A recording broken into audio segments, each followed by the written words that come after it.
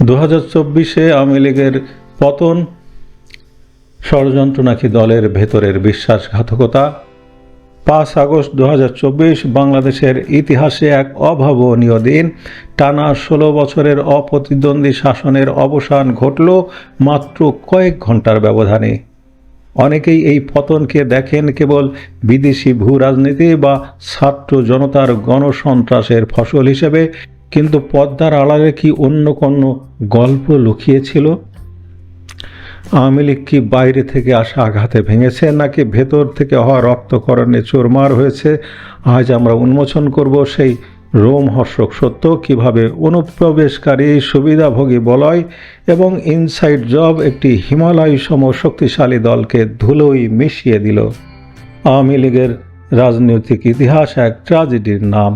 এই দলটি বাইরে থেকে যতটা অজেয়, ভেতর থেকে ততটাই ক্ষতবিক্ষত। 1975 সালের 15 আগস্টের কথা ভাবুন। ঘাতকরা কি বাইরে থেকে এসেছিল? না, খন্দকার মোস্তাকের মতো অতি ঘনিষ্ঠরাই সেদিন বিশ্বাসঘাতকতার পথ তৈরি করেছিল। 2024 সালেও আমরা সেই ইতিহাসেরই এক আধুনিক সংস্করণ দেখলাম। দীর্ঘ 16 বছর ক্ষমতায় থাকার ফলে দলটি যখন মনে করেছিল তারা অজেয়, ঠিক তখনই ভেতরের উইপোকারা সংগঠনের ভিত্তি কেটে তছনছ করে দিয়েছিল। যখন রাজপথে কর্মীদের লড়াই করার কথা, তখন নেতৃত্ব ছিল কার্যত পঙ্গু। কেন এমন হলো? টানা 1.5 দশক ক্ষমতায় থাকার কুফল ছিল সুবিধাভোগী ও মতলববাজ গোষ্ঠীর দাপট। আদর্শ ভিত্তিক রাজনীতিকে গিলে খেল পদ বাণিজ্য। যারা একসময় অন্য দল থেকে এসে আওয়ামী লীগে ঢুকেছিল, তারাই হয়ে উঠল নীতি নির্ধারক। তৃণমূলের যেসব ত্যাগী নেতা জেল জুলুম সহ্য করে দলকে টিকিয়ে রেখেছিলেন, তাদের সরিয়ে জায়গা দখল করে নিল হাইব্রিডরা। এই নব্য আওয়ামী লীগাররা কেবল নিজেদের আখের গুছিয়েছে, কিন্তু সংগঠনের সঙ্গে কর্মীদের যে নারীর টান তা বিচ্ছিন্ন করে দিয়েছে। এটিই ছিল সংগঠনের জন্য পাতা সবচেয়ে বড় মরণ ফাঁদ। নেতৃত্বের চারপাশে তৈরি হয়েছিল একটি শক্তিশালী শিল্ড বা দেয়াল।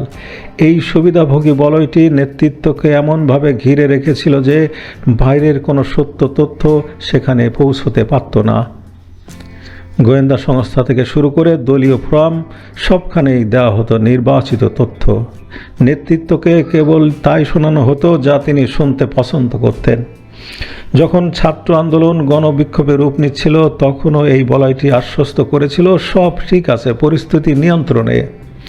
এই সুগার কোটেড বা নেকি বাস্তবতার শেষ মুহূর্তে পুরো সরকারকে অপ্রস্তুত করে ফেলে।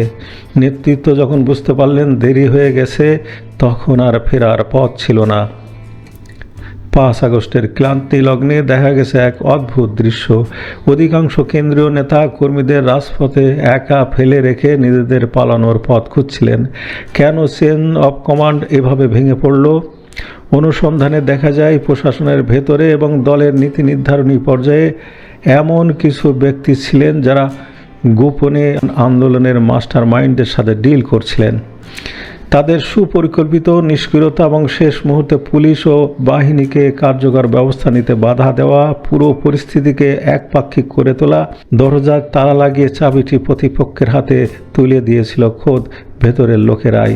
তারা মূলত ছিল আওয়ামী লীগের ভেতরে থাকা অন্য এক আওয়ামী লীগ, ষড়যন্ত্রের আওয়ামী লীগ, মোস্তাকের আওয়ামী লীগ।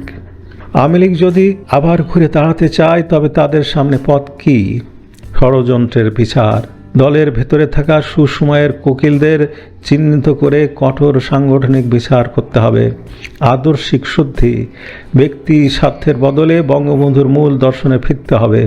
রাজনৈতিক বিশ্লেষকদের অনেকে মনে করেন বর্তমান বিশৃঙ্খলায় শৃঙ্খলা ফেরাতে বাকশালের মতো কোনো শক্তিশালী প্রশাসনিক কাঠামো বা দ্বিতীয় বিপ্লবের দর্শনের প্রয়োজনীয়তা দলটি আবার অনুভব করতে পারে। ত্যাগী নেতাদের মূল্যায়ন। হাইব্রিডদের ঝেঁটিয়ে বিদেয়ী করে রাজপথের পরীক্ষিত নেতাদের নেতৃত্বে ফিরিয়ে আনতে হবে। একটি শক্তিশালী প্রাসাদ বাইরে থেকে কামানের গোলায় যতটা না ভেঙে পড়ে, তার চেয়ে দ্রুত ধসে পড়ে যদি তার ইটে ঘুণ পোকা ধরে। 2024-এর পতন আওয়ামী লীগের জন্য এক নির্মম শিক্ষা। বিদেশি ষড়যন্ত্র বা বিরোধী দলের আন্দোলন কেবল অনুঘটক ছিল, আসল কাজটা সম্পন্ন হয়েছে ভেতর থেকে। আওয়ামী লীগকে এখন সিদ্ধান্ত নিতে হবে তারা কি অনুপ্রবেশকারীদের বোঝা বয়ে বিলীন হয়ে যাবে নাকি ত্যাগের আগুনে পুড়ে আবার খাঁটি সোনা হয়ে ফিরবে। কারণ যে দেয়ালে ভেতর থেকে ফাটল ধরেছে তা সামান্য বাতাসেই ভেঙে পড়তে বাধ্য।